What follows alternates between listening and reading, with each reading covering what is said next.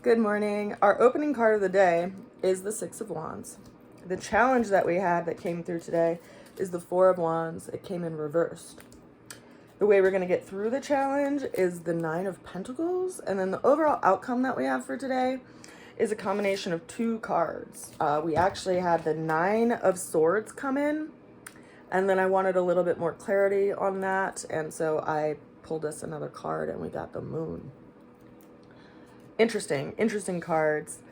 The opening card that we have for today being the Six of Wands. We are feeling this energy to move forward on a project, and we have the support of the people around us. And if we look at the successes that we've already done and the things that we've already accomplished to encourage us, that is what is like propelling us towards this next thing. So it's moving forward toward new projects based on past successes that we've had. Now, the challenge that we have showing up today is this Four of Wands that came in upside down. So we're feeling challenged by actually creating a structure to materialize this thing that we're moving toward. It may be that we feel like our energy is pulled in a lot of different directions through the day, and there's just not a routine in place. Because we see that the Four of Wands, when it's right side up, there is this established place that we can return to again and again and again, that we've created this structure because it's stable. But when it's upside down, it's kind of begging the question of where we need to adjust our own daily routine so that we can actually feel like we're making progress towards this thing that we're moving toward. And this is our challenge. We need to find some kind of routine. Now, the way we're going to get through the challenge is the Nine of Pentacles. And this is an interesting card because it's reminding us that we have to have our goal in mind, in reflection of like what we're moving toward. And this is a really powerful time of the month to do that because we're in this waxing stage of the moon, which means that the moon appears to be growing in light because it is waxing, much like a candle waxes, and it grows in structure as the wax burns. It like builds up on the side, it's waxing.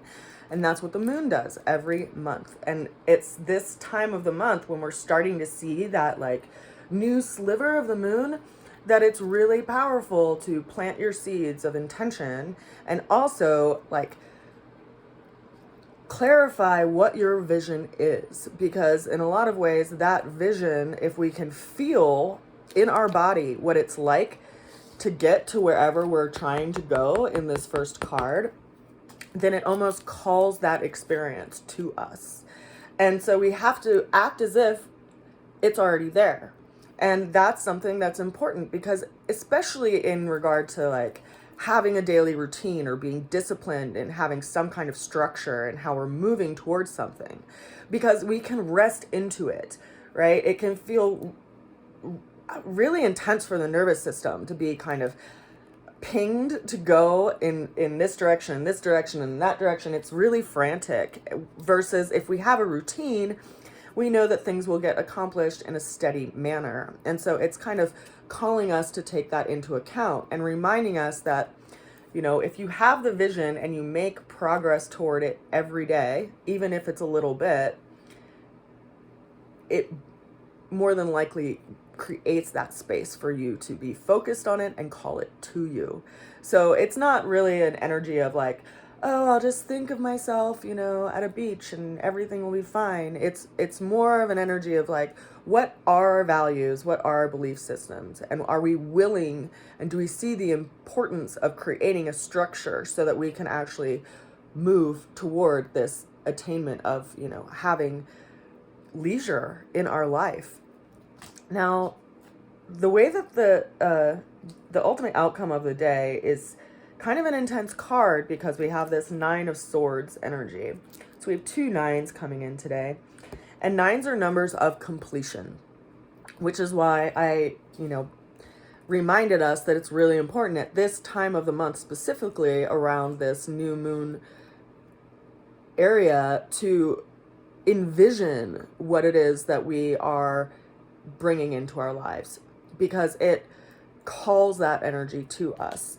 Now, if we can see where we actually put our mind throughout the day, it may be in the total opposite of what we're actually wanting to move toward, right? The mind has a way of looking at, the one thing in the tapestry that looks out of place and fixating on it, and almost like being so fixated and triggered on it and identified by it that there isn't any other option other than to see that, right? And I've brought up this story before of like when I was a kid, my parents had this really beautiful tapestry that had like this scene of this marketplace in it, and you could see all different snapshots of things that would happen in this marketplace at the same time through this tapestry, right? And you saw just different energies. And if we were to look at that tapestry and say,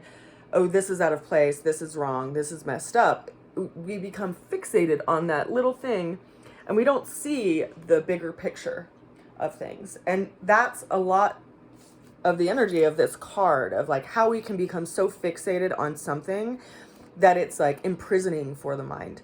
And yet this is an interesting turning point in regard to the 9, because it also brings up this idea of completion. Like, are we done yet? Are we done beating ourselves up? Are we done living in fear? Are we done looking at things in a negative way all the time? And how did we get conditioned to look at things in that way?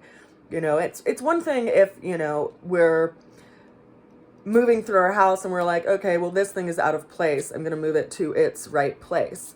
And we have some kind of, practical, productive way of engaging with that thing that's out of place. But if we just fixate on it and we stare at it from the other side of the room and we're like, oh my God, it's out of place. Oh my God, who put that there? Why is that there? And just become so imprisoned in this one thing being out of place, then we don't see where all of this energy that we fixated on that thing could have gone. It could have gone somewhere that was actually useful for us rather than something that just kind of chewed away at us. And it brings me to this additional card that I pulled for us for clarity. So the Moon card. Now, this is an interesting card because it has a lot of different symbols going on in it. And it is related to Pisces, which is, strangely enough, the sun sign that we are in right now. And there's a lot going on in Pisces. We have Jupiter in Pisces, we have Neptune in Pisces, we have the sun in Pisces, and there's all this energy going on there that is bringing up this idea of like, what do we need to dissolve in our own being so that we can grow into this new development of self. Because Pisces is the last sign of the zodiac before it goes into Aries, and Aries is the I am. And so Pisces is the sign that can go to the greatest depths and the greatest heights, but there's a lot of perspective that is given in that space. And when we go through our greatest depths and our greatest heights, we can see, hopefully, with a sense of detachment and understanding and compassion for ourselves, where we don't want to go anymore, right? Like I've been to the lowest trenches. I don't need to visit there anymore. I've already seen it once, versus, maybe a place that you want to, a new place that you want to explore. And so this is like our emotional terrain, and it's bringing up this idea of like how we are in life and what in us is wild and what in us is domesticated, because we have these two different canines in this picture, and one's a wolf and one's like a domesticated dog. And we also have this crustacean and this little scarab that's moving along the path. And scarabs, they carry a ball of manure to where it needs to be so something can grow. And so we're in this space right now where we're taking observation of our own energy and where we put it every day, and can we acknowledge where we put it and take a few steps back and say, okay, I'm going to adjust my behavior and create a routine in my life so that I can actually develop a different part of myself rather than this aspect of myself that's fixated on how I see things or how other people see things, you know? And it's kind of this energy of like, I mean, I said it yesterday, like walking through the gauntlet, you know, because the planets of Venus and Mars are still in a tight energetic kind of orb to Pluto. And so have really been looking at our relationships, the people in our life, where we put our energy in life, and what we need to let go of as we go through these two towers. It's like a separation from, you know, letting go of that which is mundane to move towards something that is spiritual, something that is more in alignment to where we feel called to show up in life. So we are dissolving lower aspects of our nature right now so that we can actually put our energy toward this new beginning. And it's a powerful time.